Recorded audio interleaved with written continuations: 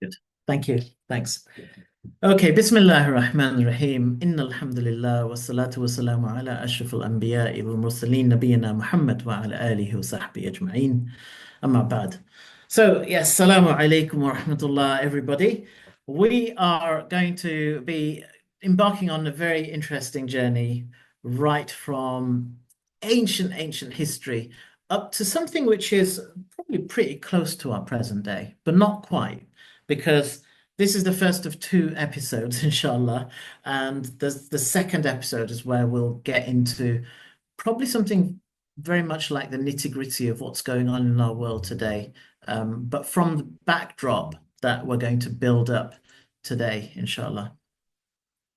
Okay, I would like to start by just reflecting on some verses of the Quran. So, for instance, this beautiful verse that's towards the end of Surah Al Imran, where Allah says that "Inna fi khalqi samawati wal ardi wa ikhtilafi al-layli wan nahari la ayatil li ulil albab." So Allah says that indeed in the creation of the heavens and the earth and the alternation of night and day are signs for those of understanding.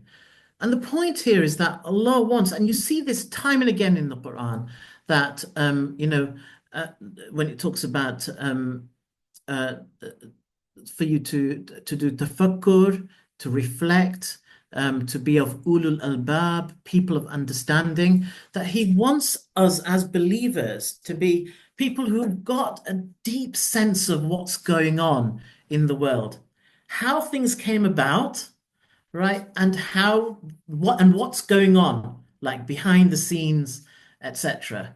Yep. So we're not just kind of like, dumb animals wandering around, grazing and just living our lives and not thinking and not reflecting and not caring, right? If we care, then we have to understand in order to know how to make things different, right?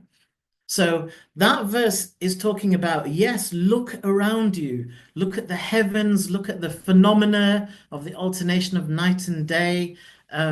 And then there's other verses, and this is a beautiful verse as well, where Allah says that travel through the earth and see how Allah did originate creation.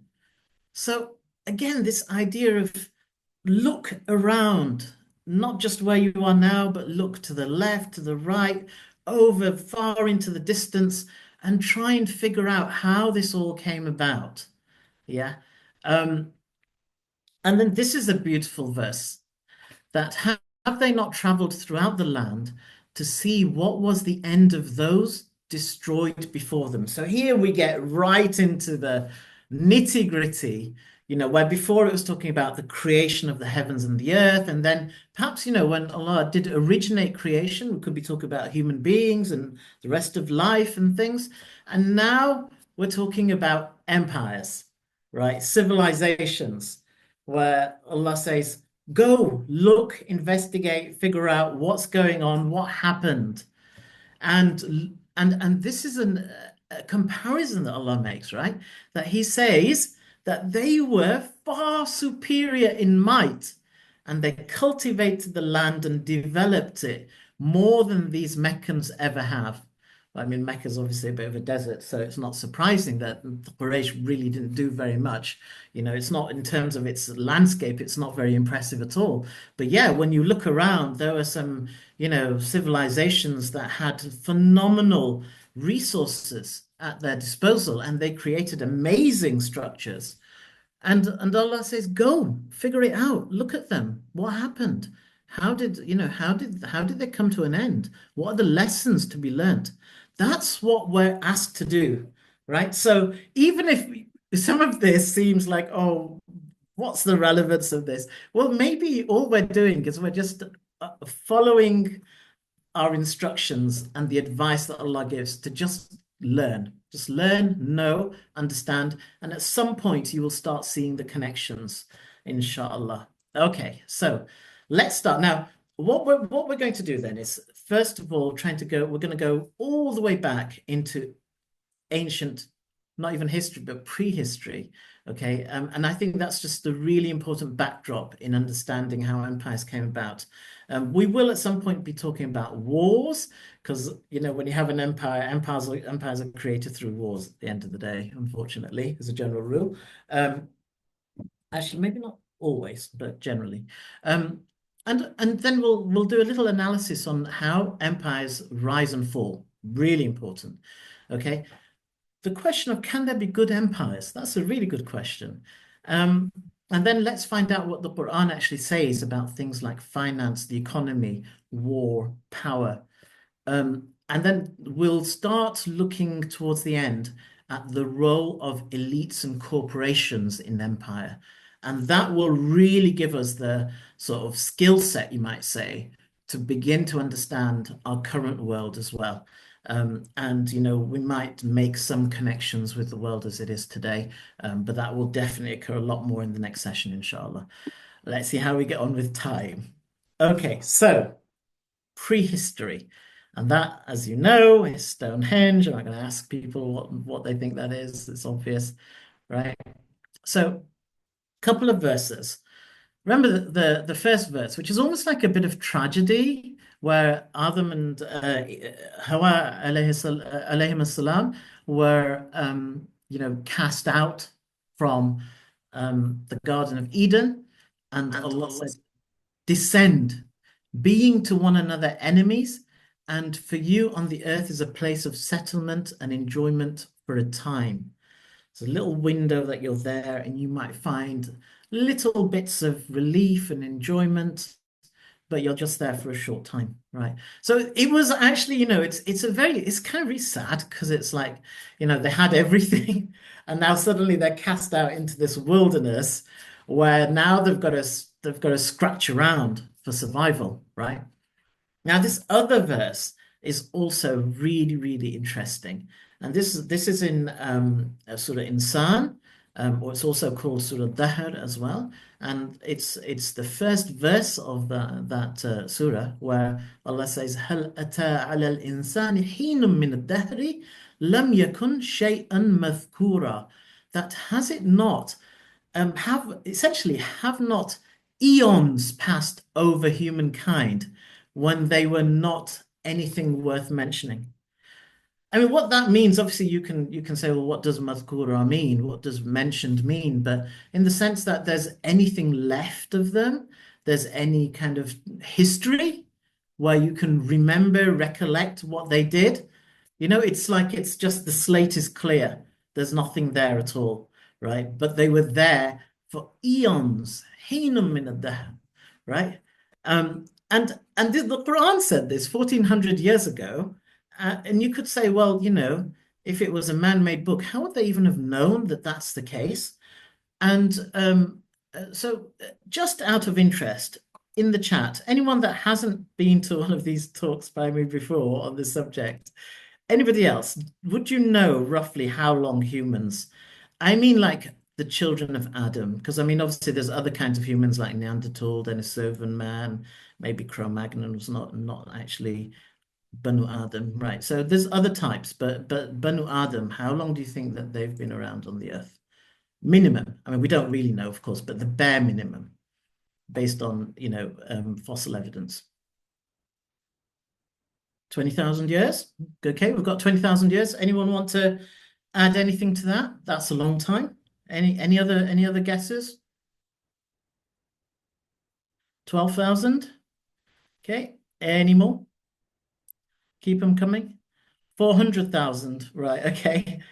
40,000. Okay. Right. I better put you out of your misery. So we're getting some kind of wildly different figures here. So this is all just based on, traveling through the earth, excavating, finding out. There's a kind of new discipline of science called archaeogenetics. Absolutely fascinating. And this is really only developed in the past 20 years, where what scientists are able to do is through extremely sterile conditions, take extremely old bones, drill deep into the bone marrow, and find extracts of DNA. And you have to be very careful because of the risk of contamination. Obviously, if the investigators touch the bone, they could leave some DNA behind. So that's why you go deep into the bone marrow where nobody else could have meddled with it and could create any kind of artifact, sort of, false readings essentially. And thereby extract the DNA, compare the DNA and mutations to other old samples and current day humans, and thereby, and also by knowing how often mutations occur, you can actually date the DNA sample in terms of approximately how many thousands of years old, that sample was. It's absolutely fascinating. In fact, there's a book by David Reich on this, and it's really worth reading. Um, I'll probably share those details at some point, but it's a great book. And so what he has worked out, and I think there's a whole body of evidence about this now, is that human beings, anatomically modern humans, could have been around for 150, 400,000 years, but we don't know if those types of humans were actually the descendants of Adam alayhi salam, right? What we do know is that the human beings that are in Australia, so in every little corner of the earth at the moment, and we would all say that they're Banu Adam. If you're going to believe in Adam alayhi salam, you'd believe that all the humans you see today are the descendants of Adam, right? You're not going to exclude someone from the human race, right? So all of them have emerged from a single stock which came out of Africa around about 50,000 years ago. So we know that they were in the Near East, like sort of Palestine sort of area, that's Palestine up there, around 50,000 years ago. So now it could be that Adam alayhi salam was in that sort of region long before that, because they were anatomically modern humans for a long time in Africa. Okay. But what we do know is that everybody else currently is at least, from descended from people that have been around 50,000 years. Okay. That is that is a long time ago. Now, if we have a look at this little diagram, this gives you an idea of what humans have done in that time. Okay. So between 50,000 and 12,000 years ago, down here, we were just hunter-gatherers, right? So living very lightly on the earth, moving around all the time, picking off the earth whatever you could by way of animals, plants, etc. Okay, 12,000 years ago, roughly, and certainly in the Near East, so this sort of area is where this really started initially, in the sort of Euphrates sort of area. People started to cultivate grasses and grain.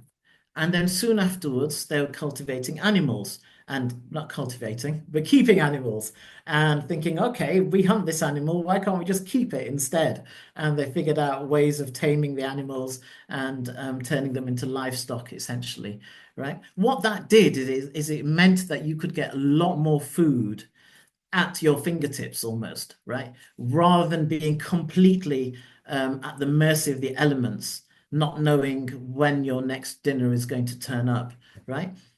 So it allowed the land to actually hold much larger populations as well. Around about 9,000 years ago, this idea comes to Europe. And then about 5,000 years ago is when we first start seeing empires. And, you could say the kind of world and the histories that we're aware of, So our histories are written from about 5,000 years ago. Yeah. SubhanAllah, literally, as the Quran says, that "Heenun min ad-dahri," eons of time when we were not mentioned, we have no history. The only history we have is from some archaeological evidences. Okay. So the question is, the example of these people, when they were traveling around, they lived in small communities. They had to get on. They had to be team players, right? They had to be, they were simple living, of course, but at the same time, they were connected to nature and they were looking at the sky and they were looking at the artistry of Allah, right? So you find, therefore, that these were people who were always, they all had religion.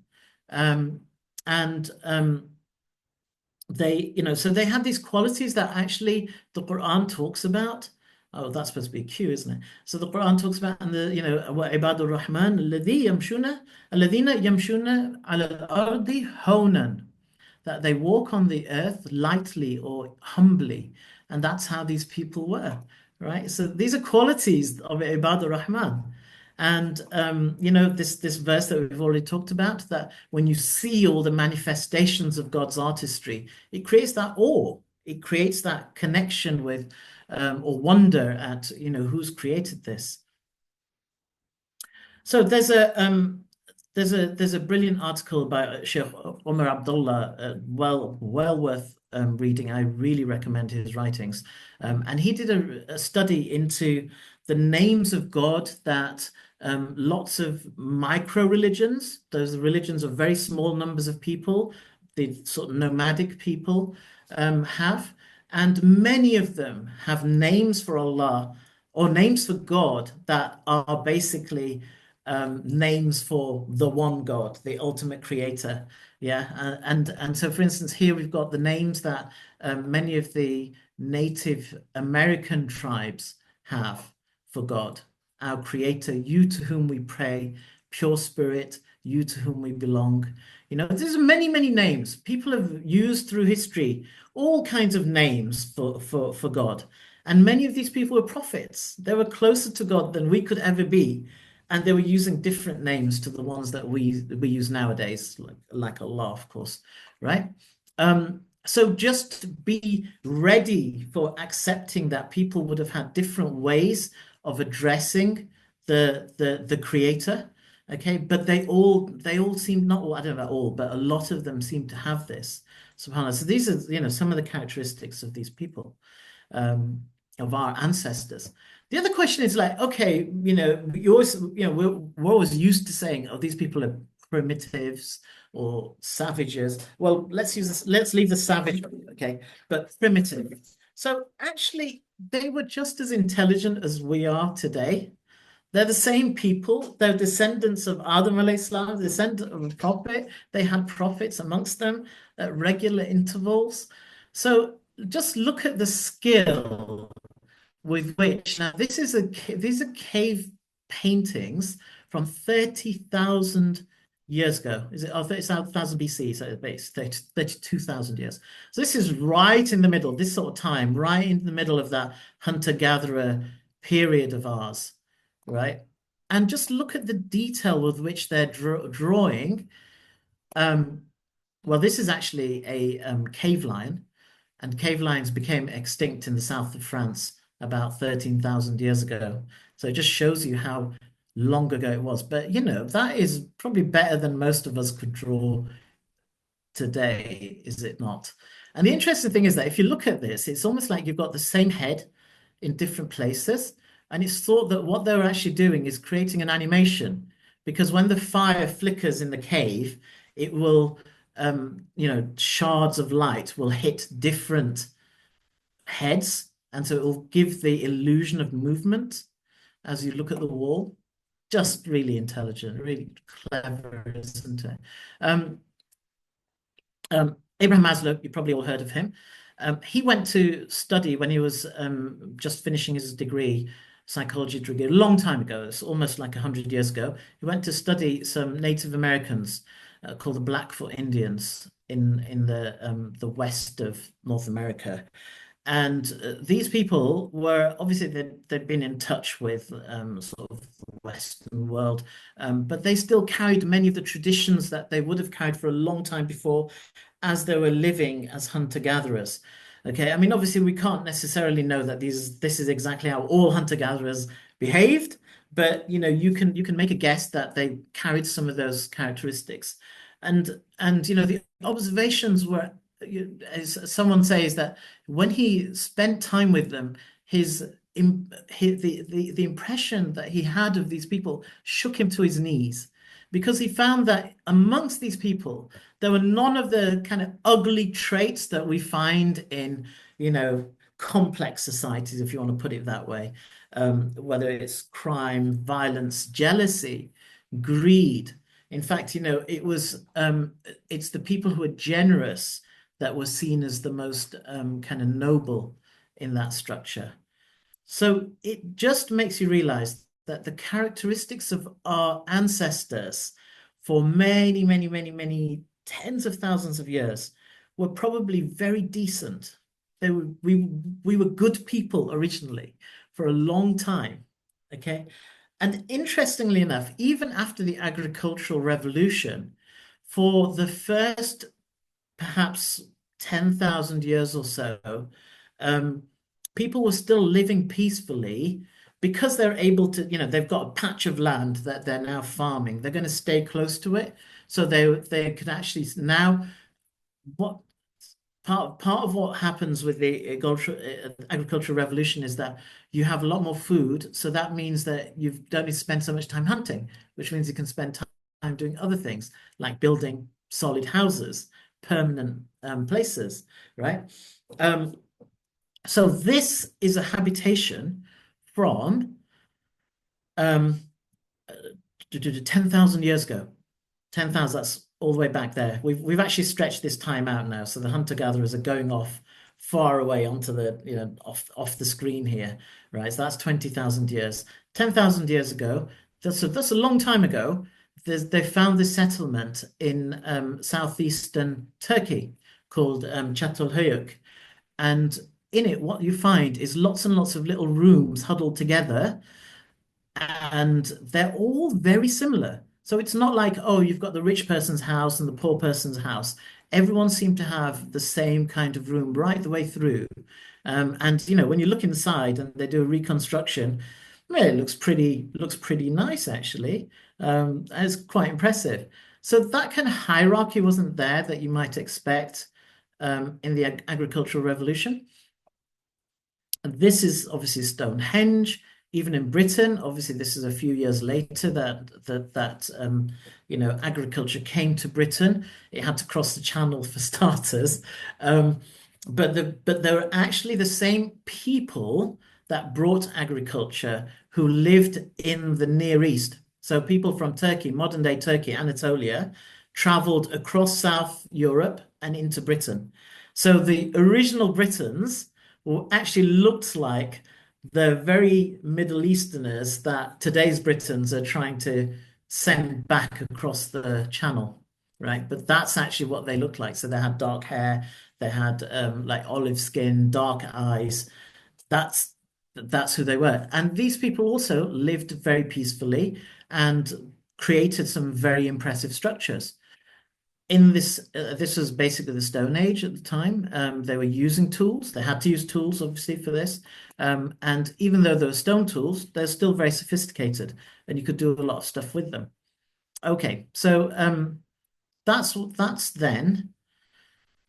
Um, Now Ibrahim alayhis salam. I just wanted to nudge into Ibrahim alayhis salam. So he was he grew up in Ur, which was like a mega city, really, by the standards of the time.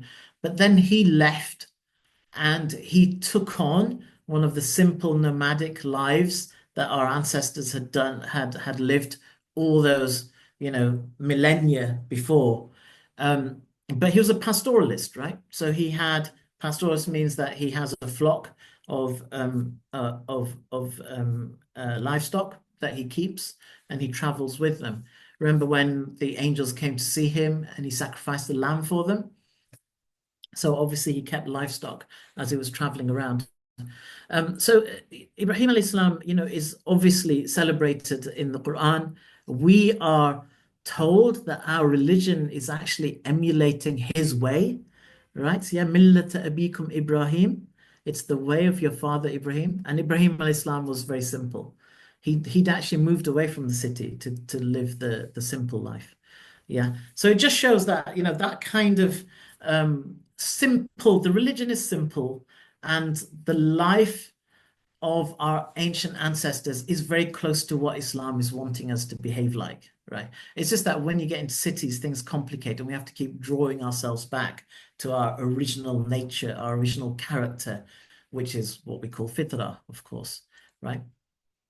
Now then, something interesting happens around about 8,000 years ago, which is that this green colored rock, is there's a copper ore in the rock, right? When melted, turns dribbles out a at a low melting point, actually, a very malleable substance, copper. So people around this time started to like, hey, wow, this is good. We can actually, instead of spending like 3 weeks chiseling away at this bit of stone to turn it into an axe, we can just melt this rock and bang it about a bit. And lo and behold, you've got points, you've got blades, right? The thing about this is then that people are now able to collect stuff that's actually valuable because you can melt it, reuse it, right? It starts to create stuff. The problem then is the moment stuff starts to come along, because our ancient ancestors didn't have much stuff, they lived just with what they needed. For them, it was about personality, it was about company. That was the thing that was valuable. It was the community that was valuable. But now people start getting stuff, so people start getting greedy, and then they might be tempted into wanting other people's stuff and fighting for it. If they've got the sharper point, they might use that to get everyone else's stuff. You see how that happens? Um, so now let me introduce you to an episode in you not just Europe, but actually Indo-Europe's history, which is the um, Yamnaya flood, you might say. I mean, I've said invasions, but it's actually more like a flood. So round about 5,000 years ago, these people who lived in the steppes, so, I don't know how good your geography is, but obviously that's Europe, that's Africa over there, that's the Arabian Peninsula, Iran around there, that's India down there. Okay. And then between Europe and Asia, in the middle here, this whole area is called the Eurasian steppes. These are basically areas that are quite high up in altitude, but like a plateau, very flat area with rolling hills. And life there is pretty rugged. So in winter, it's all iced over. There's not a lot of food, but horses had reigned in that area, had roamed in that area for a long, long time. And certain tribes started to tame horses and learn how to jump on them and travel about on them. Also in this area, people started to develop wheeled, the spoked wheel and chariots, and they joined them to horses. Suddenly now you've got a mode of very fast transport. You've also got copper weapons as well. The other thing that was interesting about the people of this region, and they're just now we just call them Yamnaya. I mean, obviously they didn't call themselves anything like that, right? It's just because of a particular area in Russia that they were the findings came from, right? But anyway, these people were tall, muscular. They'd got some kind of mutation which allowed them to tolerate milk. So most humans are somewhat lactose intolerant, but with this genetic mutation, they could handle milk into adulthood. So they lived largely on protein, probably horses plus milk. And so they were just, from the archaeological evidence, you can see that these people have big bones, they're big, tough, muscular people. Not only that, they like their sharp, pointy weapons and they like their horses. And they not only chariots, but they also had wagons where they could carry the food for the horses and then travel. So these are all the rest, these are all the ingredients for a very dangerous people, right? Up till then, many people were either hunter-gatherers or they'd now settled down, but they were living their peaceful lives. Along come these people and literally just tear through Northern Europe. In fact, if you look at genetic studies in the Iberian Peninsula, which is like Spain area, the original sort of South European people carried on genetically in women, but all the men's genes are from Yamnaya, which tells us that basically when they came to Spain, they killed off all the men, and they just married the women. And the studies have shown that basically most of the people that came over from from the Yamna area were just the men. The men came along on their horses with their sharp, pointy weapons, and they just took over. Because now people are interested in war, they're interested in getting metal, and getting the goods that other people have. They also had gold and silver in those days as well. So now you can see that this is where things start to go a bit wonky, and we have the beginnings of empire. Okay. So the idea is that you get metals coming along. People start creating ornaments that are of value. They start creating weapons and tools from those metals as well. You get greed and wealth. You start to get people that have more and people that have less. And then the people that have more use that to get more power. And then that creates a hierarchy and kings. And then when you've got kings, if they can bring together more people around this idea that we can get our neighbors' stuff, they will start to conquer other peoples and you get empires, right? This is not how we're supposed to behave, undoubtedly, right? So, in Surah Humaza, which I'm sure, most of us know, the Quran says, الذي جمع مالا وعدده يحسب أن ماله أخلده. These are, this is a despicable character the Quran's talking about, right? A slanderer, backbiter. And then it says, this is a person who amasses wealth greedily and counts it repeatedly, trying to get more and more, hoarding it, counting it over. Literally, if you're you're counting it and counting, you're trying to hoard it. Yeah. And it creates this impression that, yeah, I've got so much power, I'm going to live forever. But obviously that doesn't happen. Right. So I want to ask at this point, do you think empires are a bad thing? Deep philosophical question. Now that we have an understanding of how they came about, what do you think of empires?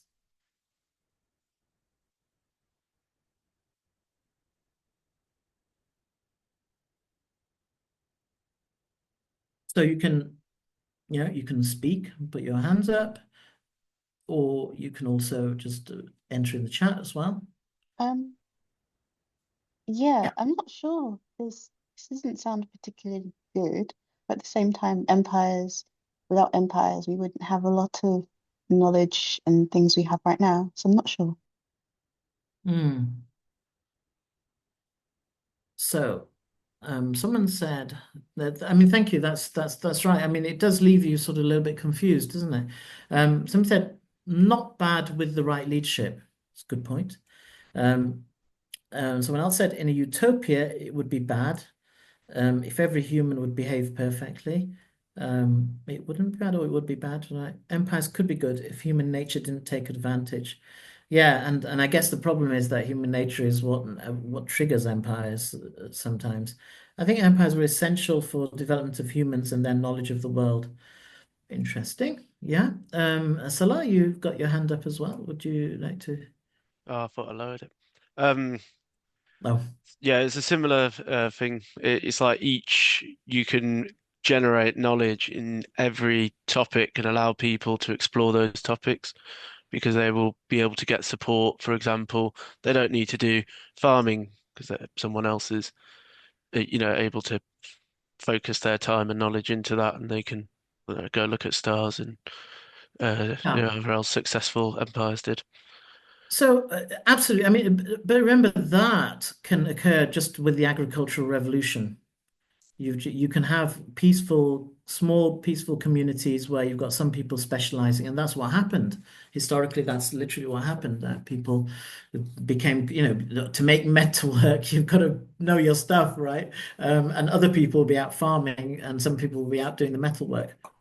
Um, yeah, so this is a nice point as well, that at their core, many empires have been driven by ideas of superiority, dominance, and control. And this is really true. So obviously, dominance and control is by definition what an empire is about, but also this sense of superiority. Okay, let's move on. What I want to do next is just stop for a moment before answering that question. I mean, it's not even it's a discussion point, isn't it? It's not really an actual something you can just give a straightforward answer to. But to talk about Egypt. So around the same time as the Yamnaya came along the first kingdoms in Egypt. 2700 BC. So I'm now about 5,000. 2700 BC, which is basically 4,700 years ago. The old kingdom of Egypt came along. They had metal. They had a copper alloy, bronze. So basically, copper on its own is a bit soft, but it's mixed with. Originally, it used to be mixed with arsenic, and that was called arsenic bronze. And then they realized that if you put 10% tin in, then that makes a much harder metal, aka bronze. But the Old Kingdom also developed writing. The Great Pyramid of Giza, seen pictures or been there, it was built around the Old Kingdom time. So it's just a long time ago. And the biggest buildings were done way, way back. In fact, if anything, they became smaller and smaller as the different kingdoms of Egypt went along. So we're talking about, round about this time here is where the Egyptian kingdoms start, and then they carry on to about there, somewhere around there, right? So for literally thousands of years, there were kingdoms in Egypt. Now, the Middle Kingdom was about between 2000 BC to 1500 BC, so about 500 years. The interesting thing about the Middle Kingdom is that based on, the sort of working out of what's said in the Bible and what kind of kingdoms were around at the time, it's likely that in the Middle Kingdom was this king called Sesostris, either the third or the second, so around about 1800 BC. And so, yeah, just right in the middle of the Middle Kingdom. And this was the king of Yusuf al-Islam, right? And it's really worth analyzing what happened there. So the king, we know the story of Yusuf al-Islam, of course, right? But this is what the king says. He says, bring him to me. I will employ him exclusively in my service. And when Joseph spoke to the king, he said, today you are highly esteemed and fully trusted by us. That's what the king said to Yusuf al-Islam, right? To Joseph. And then Joseph says, put me in charge of the storehouses of the land, for I am truly reliable and adept. So he's saying, give me the top job, right? The top, because the grain is money, because it can be stored. So he's saying, give me your money to look after, basically. But of course, it also helps in famines as well. It feeds, right? Give me that job.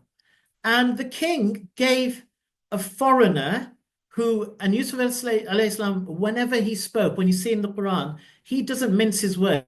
He talks about his faith all the time in public to everyone. So they know that this guy's a monotheist. He's got a different religion. He's a foreigner. He probably had an accent. He might have looked slightly different to the Egyptians. And yet the king trusted him. And because he knew that this guy is smart, which is what Yusuf is actually talking about, that's what he says himself. He says that, I'm Alim, I'm like smart, I know my stuff, and that I'm reliable, right? So he trusts him with all of those things. So what this tells us is that the emperor at the time was just, but he was also humble because he is willing to accept this kind of potentially lowly person who used to be a slave to now have such an important position, which is really literally is the top job in the empire. Okay. Also that he's approachable, that Yusuf could just talk to him and just say, look, give me this job, you know? Um, and there's that tolerance. This is a big thing that even though he's got different religion, they're going to give him the top job. It's a meritocracy and social mobility. You get that, yeah? That you start off as a slave and you can just go up and become the head of well, the Chancellor of the Exchequer in today's language, right? So that, you can see that there could be good empires. There's another interesting one. Oh, I should have put some pictures in here as well, okay, actually. Anybody heard of Nefertiti? Nefertiti is just a very famous queen of ancient Egypt. Okay, so she ruled with a king called Akhenaten. Akhenaten was a monotheist. So you can look it up. Okay, he got rid of all the other gods and shut down the temples and everything, and he just established, in fact, established a separate city for the worship of Aten, which is the name that sorry, Aten, which is the name that they used for God. Um, and it seemed like it was a very good reign as well. Unfortunately, a few generations later, it was all reversed, sadly. And in fact, not long after, because that's 1350 BC, and this is 1279, so less than 100 years later, was Ramesses II, who's probably the Fir'aun of the Quran and the one who oppressed the children of Israel. So you can see how, you can have completely opposite types of, and Akhenaten was not saying that he's God. Na'udhu billah. He was actually saying we want to worship, I want to bring my empire around to worshiping one God. Right. And he was going to be I've forgotten what Akhen means, something to the effect of like the elect of God or something, or the chosen of God, something to that effect.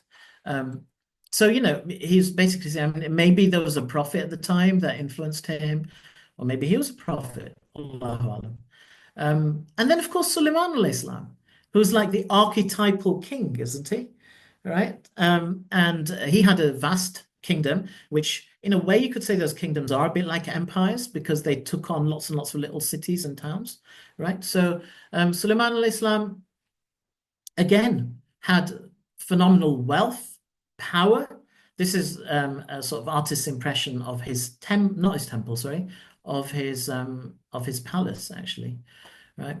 And what did he say? He said, "My Lord, forgive me and grant me a kingdom such as will not belong to anyone after me." SubhanAllah. And yet he was beloved of Allah, as Allah says that he will indeed have a status of closeness to us and an honorable destination. But we know from the stories that he was extremely just, right, and wise as well, and sensible. And in the Old Testament, the Proverbs are thought to be his writings or his sayings anyway. Now, this is another interesting one.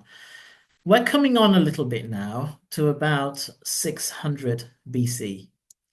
600 BC was the start of an empire called the Achaemenid Empire. This is a Persian empire. So here's Persia, right, around here. Okay. But this empire, this one person called Cyrus, and you can see why it's called the Great, because he started off as like with a little, little kingdom or whatever, and he created an empire stretching out through Egypt, going all the way through modern Turkey into Greece, all the way, right? And then this way, all the way into the steppes up there, and there's in Bactria and the Sogdian regions as well of those ancient times. Not as far as India, but I think that is the Indus River, if I'm not mistaken. So not main India, but as far as, well, modern day Pakistan. Quite a wide stretch. Now, the interesting thing about Cyrus, so we're talking about some like positive empires, really. So Cyrus, again, was known as a very just emperor. He introduced a religion that had been around but had not been well known in the area at the time, which was monotheistic, believing in one God, who they called Ahura Mazda. Nowadays, it's called Arianism. And initially, it was about the worship of this one true God. Later on, people had this idea that, oh, there must be an equal evil force that the two are fighting. But originally, it was about the one God. And where in the olden days people had other gods, he explained that these were angels and you've turned them into gods. So he clarified this point. If you think about the word Firdaus, it's got 4 consonants in it. You know that true Arabic words have only 3 consonants, sometimes less. but not for. So Firdaus is a borrowed word, and it comes from, and have you ever wondered why Firdaus sounds like paradise? It's got the same four consonants. P and F are interchangeable when you go between languages, right? So Firdaus and paradise, same word. Where does it come from? It comes from Zoroastrianism, and the word that they had for paradise at the time. Okay. Now, according to Maulana Maududi, he was Dhul Qarnayn. He conquered obviously a vast territory, but he allowed diversity, even though he wanted to promote this religion of monotheism, believing in one God. He also allowed people to practice whatever they wanted. Um, Not only that, he's spoken of. Now, remember in the Quran when people are asking about Dhul Qarnayn, what do they say? They say that the Jews came and asked, "Who is he?" So the Jews knew him, and indeed in the Old Testament, it says that Cyrus of Persia was the one who freed the Jews from Babylon and allowed them, in fact, transported them, if they wished to, back to Palestine. And not only that, he, with his own money or the empire's money, rebuilt the temple for them.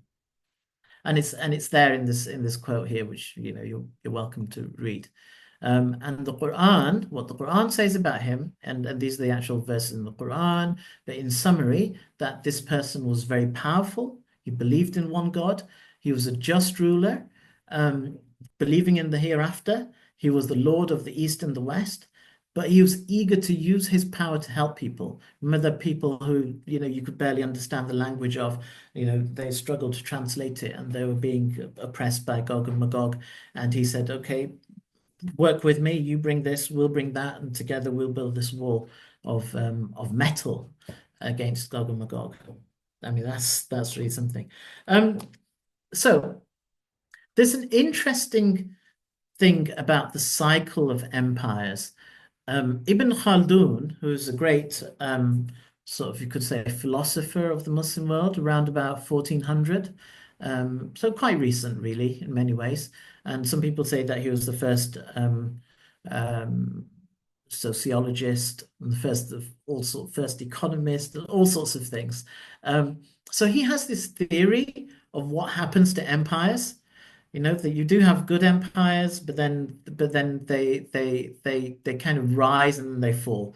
Now we all know that empires rise and fall. So he has a kind of he proposed a theory for why this happens. So basically, what he said is that towards the peripheries, the edges of the empire, in tough areas. So remember the steppes, which were very tough, and this is where the Yamnaya came from, right?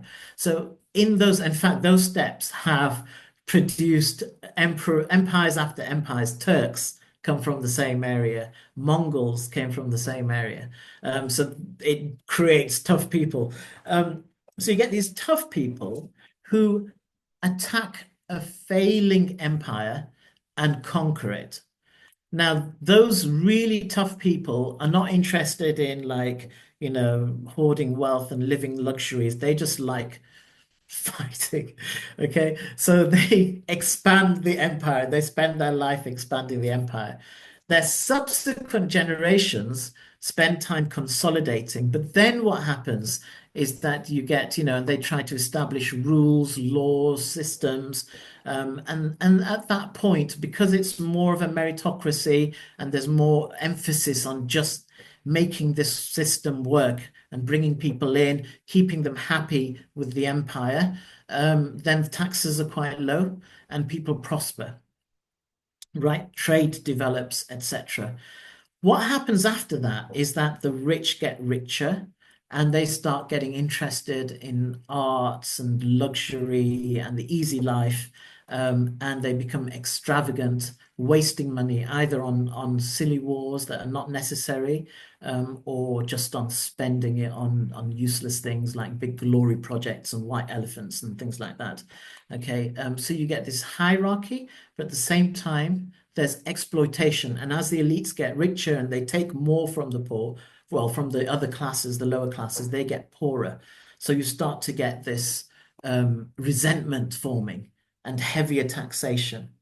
That then creates instability in the empire, where you've got poverty, lots of public resentment, military instability, possibly rebellions, and rebellions are very costly to put down. You don't want a big rebellion. The amount of resources that are going to go into a rebellion is just bad news. All right. And so what happens then is it becomes vulnerable, and then along comes another tough tribe, and the circle continues essentially. Um, so that brings us on to Alexander the Great, who, if you look at what the land that he conquered, it's exactly the same as Cyrus, except it's just 250 years later. So you can see that the empire of Cyrus, the Achaemenid Empire, became weaker, and then along came this tough prince from Macedonia over here. And his dad was fighting all the time. He'd brought him up fighting. He liked fighting. So off he went. He did spend some time with Aristotle, who's a great philosopher, till the age of 16, but at the same time, he was also doing his military training and fighting wars. His dad died, Philip II, and he became ruler at the age of 20 of the kingdom of Macedonia, which is up here at the top above Greece. And he only died at the age of 32. So in 12 years, he conquered all of the old empire of the Achaemenids. He just took it over. The only thing is that obviously in 12 years, if you do all that conquering, you haven't got time to consolidate. So what happened is that essentially this is a flash in the pan empire. He knew how to fight wars. He was very ingenious in his military strategies, but then lo and behold, everything just fell apart as soon as he died, which was just a few years later. The only thing that was left behind was the impact of Greek. This is Afghanistan, Pakistan over here. This area was speaking Greek, believe it or not, Iran, Greek, and this became the Seleucid Empire. Then his different generals took over different bits, and that became the Antigen Empire and the Ptolemaic Empire in Egypt. So it was just came and went. Now, some people say that he's Dhul Qarnayn. You look it up, you look at his character. To me, it looks like Cyrus fits the bill. But Allahu Alam, but that looks more accurate to me. But you can see this whole pattern of empires coming and going. Now, you may be wondering, okay, so this is Alexander's empire. What's this bit on the side here? The Mauryan Empire. So here was another very impressive empire. This is it's commonly thought that the Mughals were the first people to unite all of India, but actually not so. This is Shah Rukh Khan, by the way, in the famous Bollywood film about this guy called Ashoka, again, the Great, because he united the whole of India, but not only, also parts of what is modern-day Bangladesh, Nepal, Afghanistan, Pakistan as well, right? Huge empire called the Mauryan Empire. But again, this was a guy who was extremely just. He wasn't a Muslim. He didn't believe in one God. He was actually a Buddhist. But originally he was a Hindu, and they conquered this area called Kalinga and committed massive atrocities. As a consequence, 500,000 people are thought to have died or been deported, and this really, really affected him. He had a crisis of faith, converted to Buddhism, and then determined to rule his empire with justice and put an end to killing and war. By then he had a huge empire, so his job was then, he saw it as consolidating. But through him, Buddhism, has anyone heard of the Buddhas of Bamyan? Hands up, anyone? So these are like 60, 100 feet tall Buddhas in Afghanistan, in a place called Bamyan, that the Taliban blew up, unfortunately, because they've been there a long time, thousands of years, and then they, just blew them up. But massive Buddhas in Afghanistan, you think, well, what are they doing there? Because Buddhism reached all the way there. And that's all through Ashoka.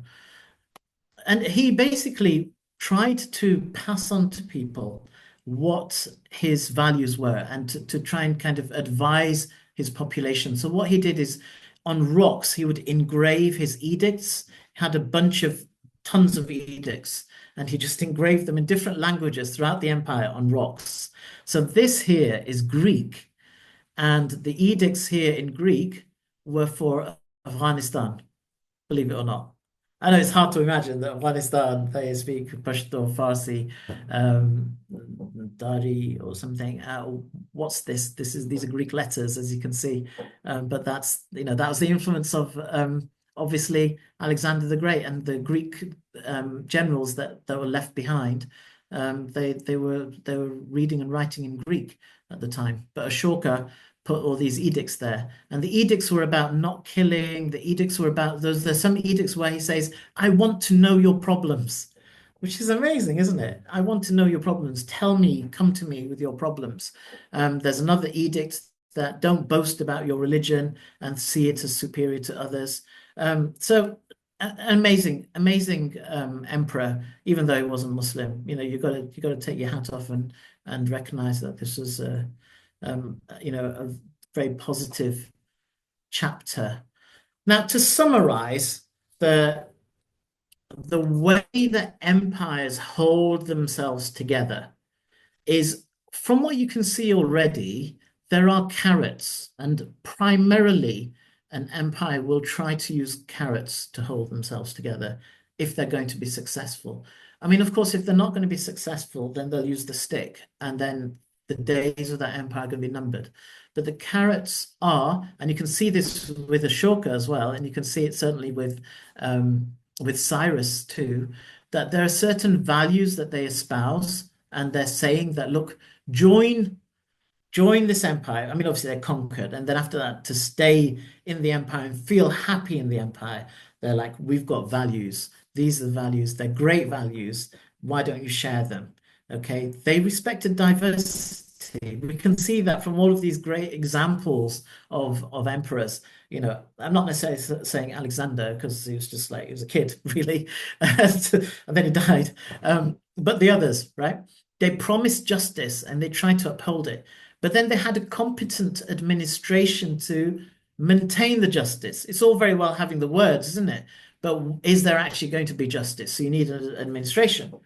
Then there's a meritocracy. So if you're good, you get the job. If you're not, doesn't matter how close you are in relationships, you're not getting the job, right? And they promise security. Now, this is really important with an empire. We've talked about, okay, there's these good things that some empires do, but the biggest thing about an empire is, if you're in the middle of an empire, imagine you were the poor people of Stonehenge and Yamnaya coming along, and or you're in a little town, little village, and you're constantly having people predating. They're constantly coming to your village, killing off people, carrying away your children as slaves, taking everything killing your relatives, destroying your homes, your whole life. That horrible sense of constant insecurity is the worst thing that can happen to a person, right? So if you're in the middle of an empire, the biggest thing that an empire offers you is security. You're not going to be constantly, losing everything, whether it's your loved ones or your savings or anything like that, right? But of course, with that stability, you then get prosperity, you get trade. People can do things and they know that their money is going to be there. They can start investing, they can start creating, developing their arts and what have you, right? So a whole lot of positive things can occur in an empire. And then there's a contract. So when the empire asks you, you'll then offer your sons or whatever, and you're willing to fight in order to maintain that stability and that quality of life. Right. So you can see that these are the carrots, and these are attractive things about empires. And, all empires will try to use the carrots. Also, to protect the buffer of the empire, they might use client states. These states around the outside that just make a deal with the empire that they're not going to be part of the empire, but they're not going to fight the empire. And then, if some other sort of marauders come along, then they're gonna attack the client state instead of attacking the empire. Now, sticks obviously are things like brute force, fear. But the only problem is that, if if this creates more resentment, then eventually you could have rebellion. If you have rebellion, it's extremely expensive to put it down. because you lose a lot of people. You have to raise an army that costs a lot of money. Where's that money going to come from? It's going to come from taxation.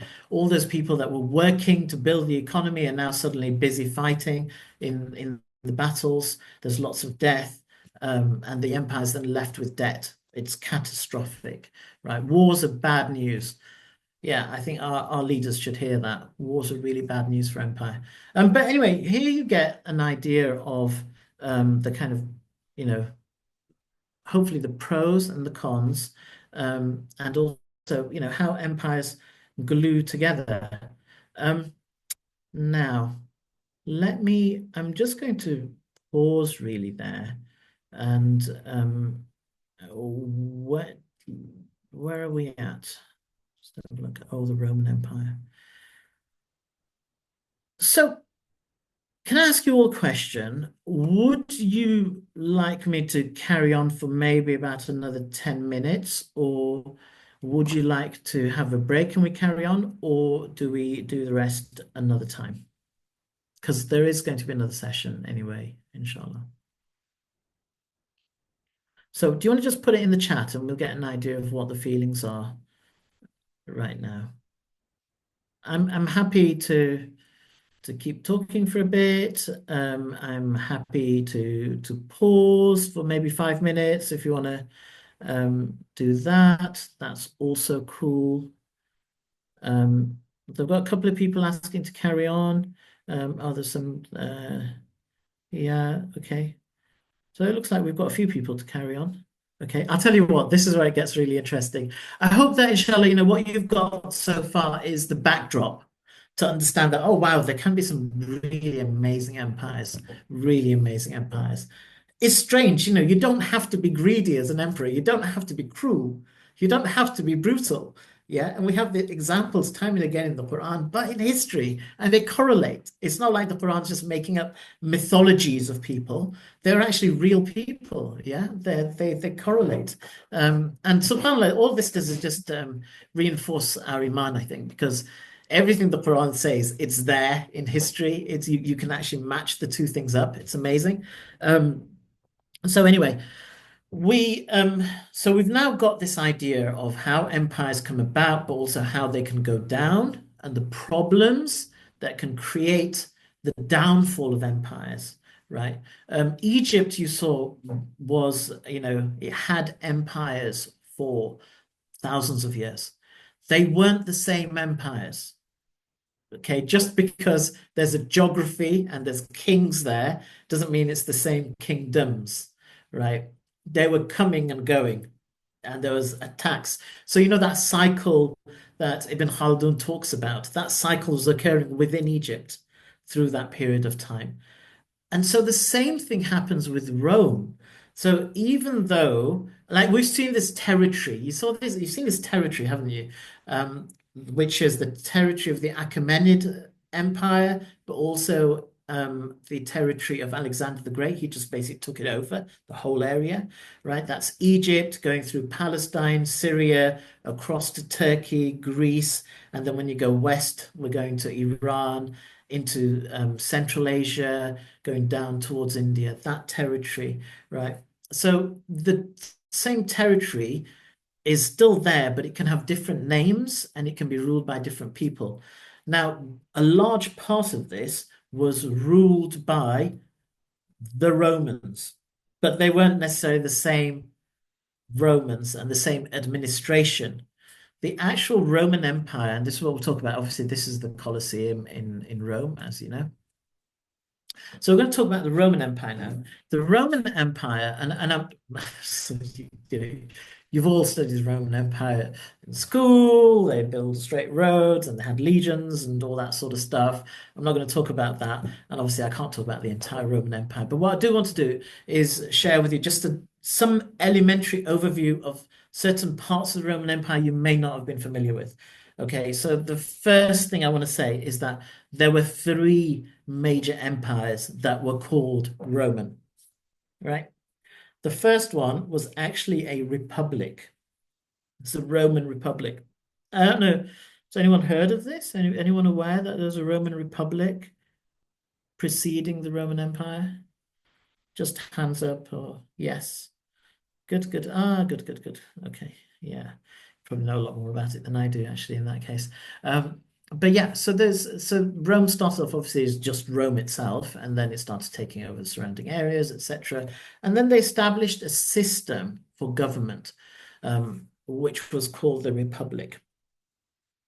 That ended in 27 BC when a Roman general decided to make himself emperor permanently until he dies, right? That wasn't the system that used to be there before that.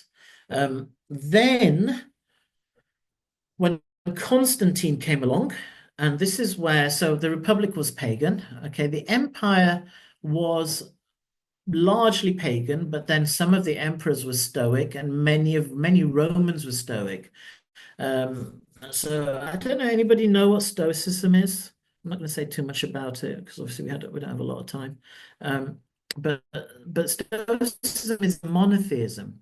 It's very similar to the Hindu monotheism that underlies um, the philosophical dimensions of Hinduism. And it's this idea that God is the universe in a way, and that we just return into the universe and then we're churned over by the universe. Um, so it's a type of monotheism, or you could say really it's a sort of pantheism. So that's what Stoicism was. And actually, some of the Stoic philosophers are really profound. And one of them was Marcus Aurelius, the emperor, I'm reminded in Gladiator, the kind of wise empire at the beginning of Gladiator. But he wrote this book called the Meditations, and it's definitely worth reading. So anyway, the combination of not just paganism, but also this, kind of deeper philosophy. It's not all Romans were barbarians and evil and terrible. Some of them were actually quite profound in their thinking, and their values of justice as well. Anyway, Constantine comes along in the early 300s CE, AD, but Muslims don't say AD, we say CE, Common Era, and became Christian. And then he wanted to make the whole empire Christian. So he makes all of Rome Christian all of a sudden, right? But a couple of generations later, Rome is split between two emperors, and you've got a Western Rome, is it after Theodosius? So you've got Western Rome and Eastern Rome. Eastern Rome carries on for a ridiculous amount of time. That was called the Byzantine Empire for 1,000 years. For like Alexander Great's empire, what was that, 12 years? Right. This was 1,000 years of empire in the Byzantine Empire. That is really impressive. Now, the Byzantine Empire is the one that in the Quran is called Rum. They call themselves Romans. Muslims call them Romans. Suhaib al-Rumi, the companion of the Prophet ﷺ, was from Anatolia. He is a Byzantine, right? So he's called Rumi. Maulana Rumi is from Afghanistan, and the famous, scholar and poet who wrote the Mathnavi from Afghanistan, but they emigrated to Anatolia. So therefore, he got the epithet Rumi, even though the area was like Muslim, but it was still called, that area is called Rome. So Byzantium was Christian, but actually the Western Romans called them Greeks because they didn't speak Latin, sorry. They spoke Greek. That whole area was all Greek speaking, and Christian, at that time. So that's the Byzantine Empire. I just want to concentrate on, all the famous emperors that you've heard of, Nero, etc. These are all in the time of the empire, Julius Caesar and what have you. Okay. But before that was the Republic. And I want to just look at, because the Republic lasted a few years, but it came to an end. And here's a little bit of why it came to an end. And I think it's really instructive. I think it's instructive because it teaches a lot about what's happening today. And you'll see this in a minute. So the Roman Republic was a type of democracy, except you had to be a male and you had to be a citizen. And to be a citizen of Rome, of the Republic, was not easy. there's a massive hierarchy of different types of people, right? All sorts of different categories of people. And some had rights, some of them didn't have rights, some had the privilege of having a law, some of them didn't. So, for instance, slaves really didn't have any protections at all. A master can just kill his slave whenever he feels like it. In fact, there's a rule, I think this is during the time of the empire rather than republic, that if in a household a master is killed and it's thought to be due to one of the slaves, they should kill all the slaves, literally. And it doesn't matter because they're just like property, just get rid of all of them. And there's a story of one person, I can't remember who it was now, in whose household, it's obviously a very rich guy. They killed 400 slaves in that household just because somebody had executed him. But yeah, so that's the situation. And then at the top of it are the citizens. And in the citizens, there's the class called the elite, who are the equestrians, and then the plebeians, like the ordinary folk who are still citizens. Now, for any office in the Roman Republic, you had to be one of these. You had to be a citizen, and usually you'd be an equestrian. You'd actually be one of the elite, all right? So it's very hierarchical, and for a lot of people, it's not even a glass ceiling; it's a solid ceiling. You just can't go any further, right? There's also a very complex administrative structure. I mean, you can look at what the various things were here, but the actual republic itself was ruled by magistrates who could only operate for 1 year. There's a senate, which is which people were elected to. And again, the senates had to keep changing, and the senates couldn't have businesses. So there's some good structures here for sure. But the senates all came from the elite, the equestrians, right? So you can see that this is a bit like an old boys club. The whole republic is just basically for the sake of the old boys club. Now, the worst thing about this is, you know, okay, we'll talk about the good and bad stuff, but the worst stuff was the taxation system. So they developed this system probably towards the end of the Republic, actually, where they outsourced taxation in the peripheries, in the conquered territories, right? So they would, so for instance, in Sicily, where it first started, they gave it to a company or an individual to say, you sort out the taxes, just give us some. That's it. We're not interested in how you do it. Just go off and harvest the taxes for us, right? Also, the way it worked is that if the government needed money, they had a rule where you have to hand over upfront a massive dollop of cash. If you can give the Republic that dollop of cash, then after that, the Republic's not going to ask questions. You go off now and go and harvest the taxes. Give us a bit of that. You can keep the rest. We're not asking questions. So you can see how, they're a corporation whose interest is primarily, so who's going to have a dollop of cash? Only the equestrians, right? So equestrians then start to squeeze the peripheries, the conquered territories. They squeeze them tight for the taxes. In fact, when there's the Jewish revolt in Jerusalem in 66 CE, the first thing they did is they went to the tax houses and destroyed all the records. And do you know what Isa alayhi salam, Jesus says about how cursed the tax collectors were? And you can see why, because they were literally completely draining the public. And the government had stepped away. They were giving a corporation, which is the worst thing, whose job is not just is they're not just there to do a job, they're there to make a profit, they're there to make lots of money, they make it out of poor people. And Rome, they had a system where if you got too poor and you're too indebted, you can be turned into a slave. You could be free, you'll just be turned into a slave. And then forever, the rest of your life, you're then working for that person. You can see how there's terrible exploitation through this system. And in fact, in the end, then, people were so fed up that they welcomed Augustus Caesar, who then established an empire, said, enough of all this nonsense. He got rid of these people. And in Asia, taxes dropped by 30% as a consequence. He didn't need to have a Senate. He didn't need to please the equestrians. So he basically just wiped the slate clean and said, enough of this nonsense. Yeah. So the Roman system had some good things. They kept people entertained.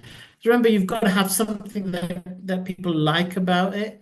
Whenever, if you look at these big amphitheaters everywhere, like the Colosseum, they're free. I was quite surprised actually. I went to Rome last year. Didn't realize it's actually free for people, so they can come and have their entertainment. But you know what kind of entertainment took place there? It's absolutely repugnant. But nonetheless, public festivals were laid on free for people. There was lots of welfare for the plebeians, but not for other classes of people. Okay, but the bad stuff, we know all the bad stuff. You can see it here. But also that those mass enslavements, you conquer a territory, you just take tons of slaves and then completely annihilate cities. Carthage, which was the original contestant, it was actually like the empire of the Mediterranean before the Romans. When they took Carthage, they flattened it. Obviously, they harvest lots of slaves as well, but they just flattened it. Now you can't see any trace practically of Carthage. It's just gone, wiped without a trace. Okay, so we get an idea, and look, this whole idea of the rich people, the equestrians, keeping the money and then making more money from it. Like, yeah, make us a tax collector, make us a tax company. We've got a lot of money here. Take this money. Mr. Magistrate, Mr. Senate, take this money and now let us just exploit Sicily or Israel or whatever. Yeah, that was the situation, and the Quran makes it very clear that the circulation of wealth within the rich people is abominable and wrong. So here it's talking about how when the Prophet ﷺ is given money, he spends it. And he spends it on relatives, himself, relatives, but orphans, the poor, needy travelers. So money is spread out. It's spread out, especially to people that need it. Here what's happening is the exact opposite, right, to what's meant to happen. And the Quran says, so that wealth may not merely circulate amongst the rich of you, amongst your rich. Actually, what's happening today? What's happening today is the rich are getting richer and the poor are getting poorer, are they not? Um, so I think this is a really illustrative example of how not to do empire is the Roman Republic. Um, so the next subject would be Islamic empires. We're we're at like an hour and a half. I feel like we should probably stop now. And we could certainly carry this on another time. To give you an idea, what would follow on from here is to learn a little bit about the Rashidun Caliphate. Also want to look at the Ottoman Empire as well. And again, the pros and the cons. They're good. The Rashidun Khilafah was obviously wonderful in so many ways, particularly the rule of Sayyidina Umar. The Ottoman Caliphate had many strong qualities, but it also had a little sordid underbelly. And, we ought to be aware of that because I don't think it does us any favors to romanticize and glamorize our history as if there's nothing that we could do wrong. People are people and there's good and there's bad, whether they have a Muslim name or not. And there could be a shortcut and they're still good even if they're not Muslim. And they could have Muslim names, a sultan, this and that, and do some pretty shocking things. So that's the kind of thing we'd look at. And then the next thing to do after that is to talk about trade, because now we're coming towards the modern world almost, and certainly the last few hundred years, trade and empires that were based on corporations, empires that actually were corporations. And the idea was to talk about the Dutch Empire in particular first, but then to go on to the British Empire, which also started off as a corporation, which is pretty shocking. It's shocking because we've just seen an example of what corporations do to the public, right? That a corporation is there to just make profit, not to serve people. whereas administrations, governments, empires are there to serve people and to make their lives safer and more prosperous. Um, okay, I'd like to end there. So I'll just close with a dua, but then after that, happy to take questions to any degree that I can answer them. That's all. Okay. Subhanakallah wa bihamdik. أشهد أن لا إله إلا أنت أستغفرك وأتوب إليك أعوذ بالله من الشيطان الرجيم بسم الله الرحمن الرحيم والعصر إن الإنسان لفي خسر إلا الذين آمنوا وعملوا الصالحات وتواصوا بالحق وتواصوا بالصبر والسلام على المرسلين الحمد لله رب العالمين. Um, so yeah, over to you guys. If any of you have any questions, then I'm very happy to have a stab.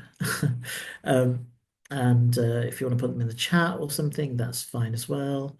And otherwise, that's fine too. Anyone?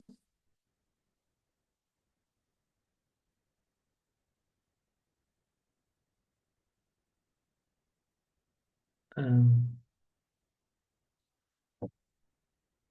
okay, so I'm not seeing any hands up, any questions at the moment. I mean, thanks for all your kind comments, by the way. Just wondering, can you start to, do people sort of feeling like there's a connection with the present world at all? Do you get that kind of feeling? That, yeah, I can look at what happened before and I can see some parallels with what's going on in our world today. At this stage, it's still slightly early in the world, but it may. And does anybody want to talk about that? Yeah, say anything about where they see the similarities? One thing my brother mentioned a long time ago, Hmm. to do with the current empire, the sort of Western or like the powers of today.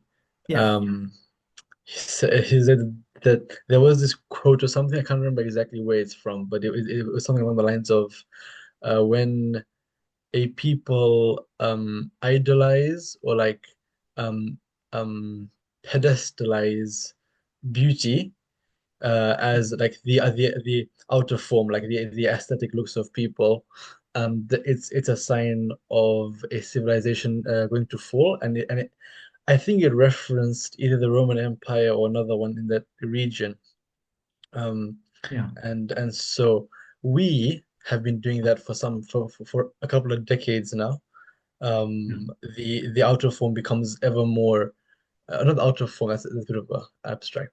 The sort of the appearance, like skin and faces and bodies, and the way they look and clothes and the way they look becomes ever more important.